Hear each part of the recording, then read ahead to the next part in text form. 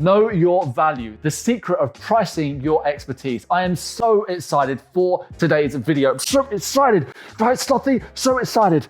And the reason for it is because the chances are you offer some kind of expertise to the marketplace, or you would like to offer some kind of expertise. However, you're also wondering, how in the world do I charge for this thing? I mean, at the end of the day, when it comes to value, what does that thing value actually mean? That's a good question, and I'm going to answer in this video. And also, I'm going to give you some tangible steps that you can walk away, literally walk away from this video, and you can implement into your business, your career straight away. But before you walk anywhere, please make sure, if you haven't done so already, hit the subscribe button, hit the like button. I do like those likes. Like, hit gently, like press that like button, and then from there, comment below and let me know the biggest breakthrough that you had in this video. So without any delay, let's get into today's topic. I mentioned already that when it comes to this whole word value, what does it actually mean? It is one of those words that's like a butterfly. You try and catch it and it just seems to get away from us. Whereas we want to take this intangible word value and we want to understand it on a tangible and also psychological level.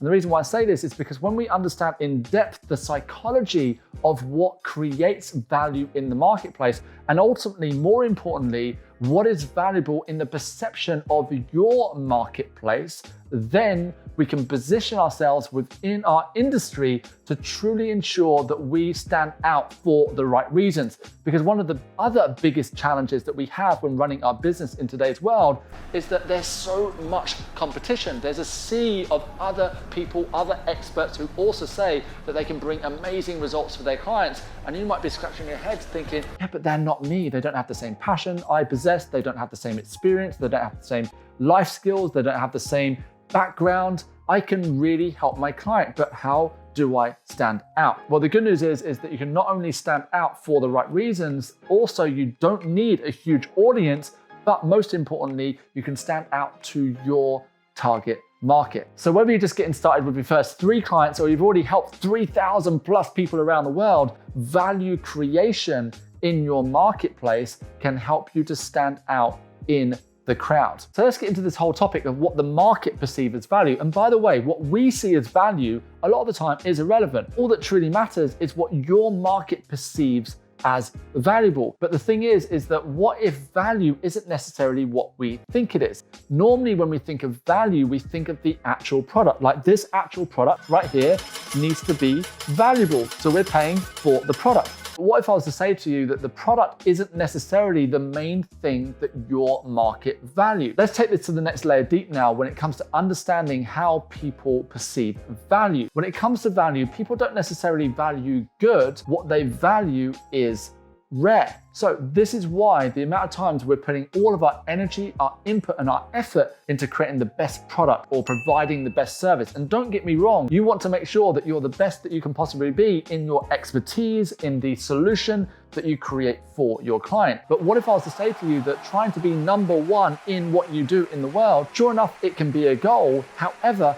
how crowded do you think that marketplace is? How many other people are also trying to be the world's best personal trainer or the world's best beauty therapist or the world's best hairstylist? Hey, it's what you perceive as valuable. When you're searching through all these YouTube videos and you're figuring out what to watch, you're not finding the best video. What you're finding is videos and then ultimately YouTubers and channels which are a little bit quirky or a little bit different. It might be some sales trainer who has a slothy next to him.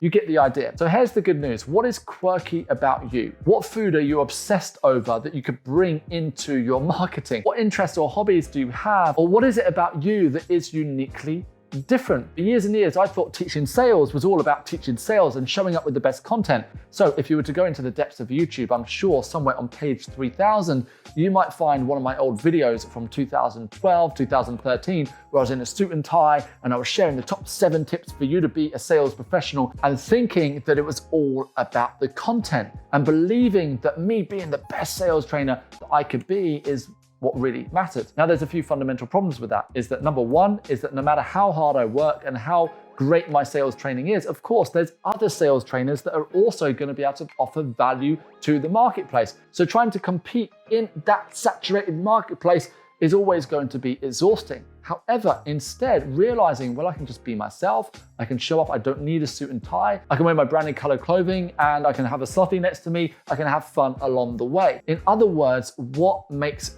you rare as opposed to trying to be the best. So if there is something that you can do that nobody else in your industry can offer, or there's a way that you do what you do, and this is where we start to dig even further with it, that nobody else in your industry can deliver the service the way you do it, that is the thing that you want to market. That's the thing that's rare about you. And the funny thing is you're probably already doing it and not realizing. But when we put all of our energy and emphasis into the product, just the product, and not the thing that's rare about us, we miss out on the biggest marketing opportunity of all. When we lean and trust that actually, this is how I do what I do, nobody else can do this, that's where your value increases. But here's the kicker. If 10,000 other people can do what you do, your value just went down exponentially. So you've got one of two choices. Number one is you can keep on trying to get to the top in your industry, or what you can do in the meantime of that journey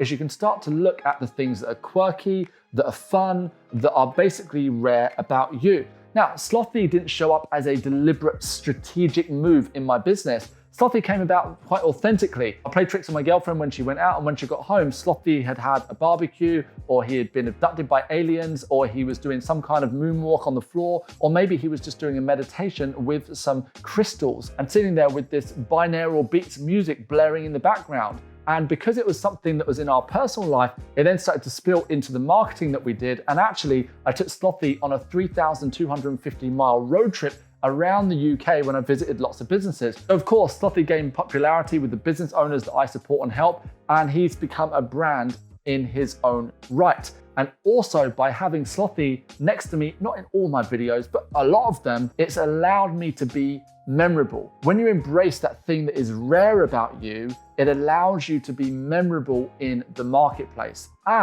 That's the sales trainer who always has the Slothy with them. That's the golf instructor who dresses in the 1920s golf outfit and walks around like he's still in the 1920s. What is rare about you? It doesn't need to be cheesy. It needs to be within your integrity, within your branding, and ultimately within your authenticity. Because if you try and do this and force it, it's not going to work. There are so many examples under your nose. Just look around YouTube at different YouTubers and why you like them. When you get to the true psychology, it will be something about them that's not necessarily good, but is rare. Now, I'd love to do another video on this exact topic, but for now, what I want you to do is embrace, of course, what is good about you, but also what is rare. Because when you narrow down to what's rare about you, not just the skill, not just the expertise, what makes you fundamentally you and different from everybody else. And by the way, if you want another video specifically on how you price your services, then definitely let me know. I've got a very particular way that I can take you through and you'll know exactly how much you should charge. In the meantime, thank you for checking out this video. Get out of here. Slothy is rare. Find your rare gem. Find your rare gem within you as well. And I will see you in the next video.